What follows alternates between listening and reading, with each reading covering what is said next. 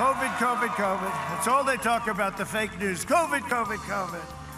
That's all they talk about. What progress we've made on it, too. We understand it. We know we have to protect our seniors, especially when they have heart, when they have diabetes problems. And we are protecting them. We have the best testing in the world. That's why we show so many cases, because we do more testing than anybody else.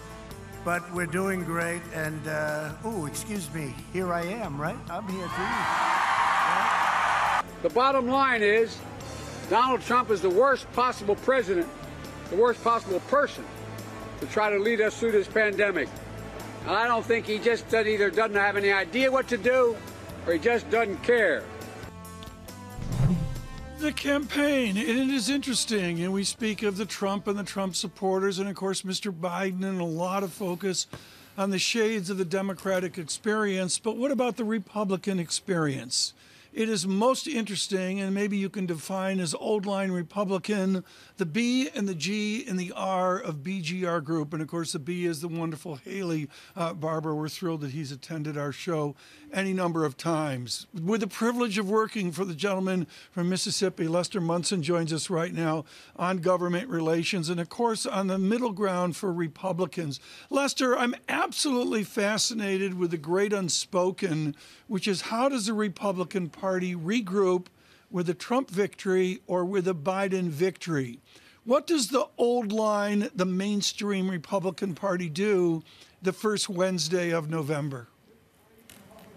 Well, I think if it's a Trump victory, they're going to have to make a tough decision about biting the bullet and joining kind of the Trump wing of the party or becoming Democrats. If Biden wins, and I think there's going to be a great gnashing of teeth in the Republican Party, there's going to be a lot of vindictiveness. There may be some blood in the water. Hopefully that's resolved quickly and the party can reformulate itself on the Hill and with a new candidate for 2024. So there's a lot of interesting things ahead for Republicans.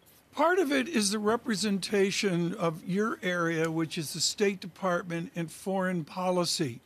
What is the distinction you see if we rebuild the State Department? How will that occur under a Biden presidency? Well, Biden is a much more mainstream, traditional, kind of Washington-oriented politician. Of course, he's been there for almost 50 years. He knows foreign policy. He's got a team of folks who have worked with him for years. Everyone who works in foreign policy has some familiarity with Joe Biden. I think there's not a single person who doesn't know him somehow. So he'll come in with a lot of credibility and a lot of familiarity. And that might make it easy for him to kind of recraft things in a Biden way forward. That's if he's able to grab hold on the Hill, if he's got support in the Senate to be able to do the things he wants to do. But the table could be set for him to do some interesting things on foreign policy. But Lester, what would Joe Biden as president do in the first 100 days? Would it be focusing on foreign policy, or is it something more domestic? Do we know? Well, I think he's going to have a very domestic-focused administration. That's certainly what he's been talking about. He's going to be very focused, it would appear, on coronavirus, on having a different kind of response than the Trump administration has had. I think he'll be pushing out public health experts more than President Trump has. I think that's a very good guess.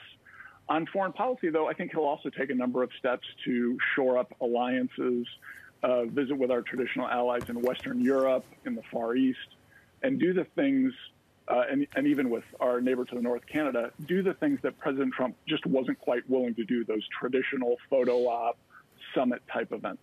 Mm-hmm. Lester, does President Trump still have a shot at this? I mean, we're 7 days away. Could he actually get a second term?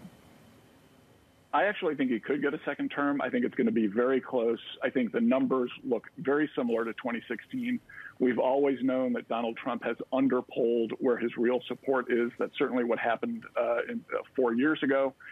The numbers look very similar. If you look at the battleground states, they're very tight, and a shift of just a couple of points could throw this to the president.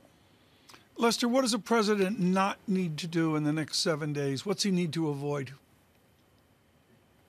Well, I think he needs to avoid probably any new disclosures of malfeasance or misfeasance or bad behavior on his part, anything that undermines what support there is for the president. His favorability rating is actually a little bit high for him. He started off 4 years ago at 37. He's now at 43. He's going to want to keep that going in a positive direction here in the last few days. He's got to show some energy. He's got to show that he's recovered well from coronavirus and contrast himself with Joe Biden, who has a little bit of a slower pace and who hasn't been quite as aggressive.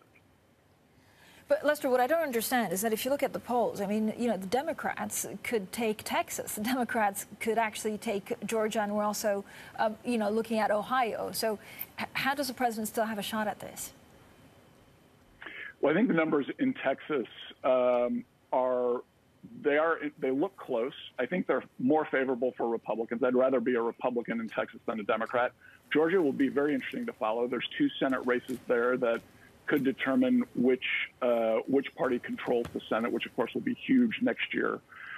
No, but it's very tight. I think right now the Democrats are in a better position. If the election were right now, they would likely win. We've got 7 more days to go. Trump needs to gin up enthusiasm among his base, get out those non-college educated, mostly white voters who don't normally vote. That's his key. He's got to drive those folks to the polls. He's not trying to persuade independents. He's trying to persuade Trump voters who haven't really voted yet or haven't voted before. That's his mission. So those polls, I think, are a little bit illusory.